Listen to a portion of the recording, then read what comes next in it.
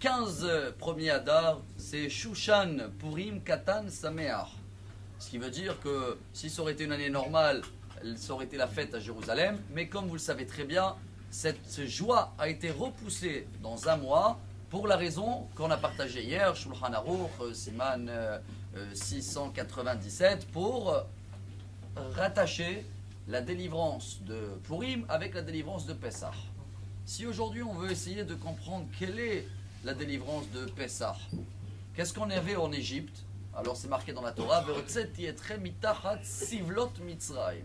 Sivlot, ça vient du mot sevel, supporter. Mais c'est aussi la racine du mot sav la nout, qui veut dire en hébreu, et apparemment c'est le premier mot qu'on apprend dès qu'on fait la aliyah, c'est de savoir de patience. Et comme en Égypte on a eu un manque de patience parce que les Égyptiens ils ont mis esclaves, manque de temps et enchaîné, on n'a pas eu le temps de réfléchir. Et quand on n'a pas le temps de réfléchir, eh ben on réagit selon notre émotion. Et dans ce cas-là, souvent, on réagit pas comme il faut. Pour cela que si on veut tirer un message aujourd'hui qui est merveilleux, chers amis, qu'il y ait toujours à notre paracha, chacun y sait que c'est le veau d'or et que c'est une partie tellement longue que c'est les seules deux montées les plus longues dans la Torah, c'est dans la paracha de cette semaine. Le Kohen et le Lévi. Toute l'histoire du veau d'or, il est là-bas. Exprès, il dit le Chafetz Chaim, parce que eux, c'est les seuls qui n'étaient pas concernés. Hein. Les Kohen et les Lévi, ils n'ont pas fauté.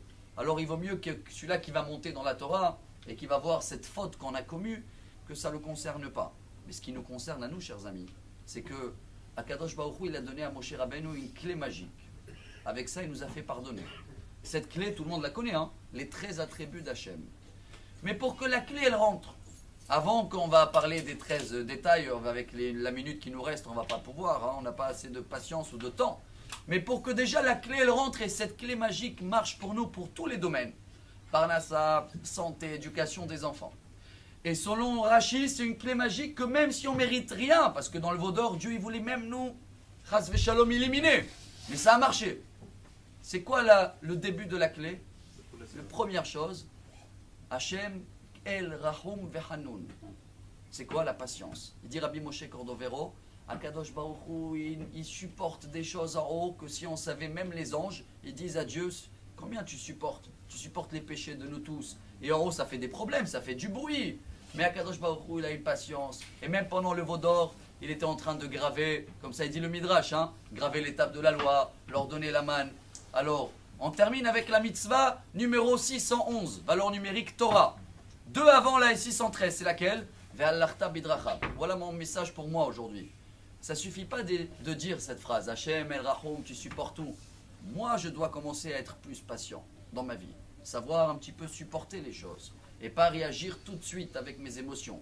Et si je travaille ma patience, chers amis, un petit peu à partir d'aujourd'hui, ma savlanout, comme on apprend en Israël, et bien la clé magique, elle est déjà dedans. Et c'est pour ça que la mitzvah numéro 611, valeur numérique, Torah, Tziva Lanu Moshe, Torah c'est 611, c'est quoi? Rassembler à Dieu. Ve'alarta bidrachav. Comme il est patient, nous aussi on sera patient. Il y a une suite, mais déjà si on commence avec ça, on a tout compris. Bonne journée, Shushan Purim Katan Sameach. Amar Rabbi Elazar.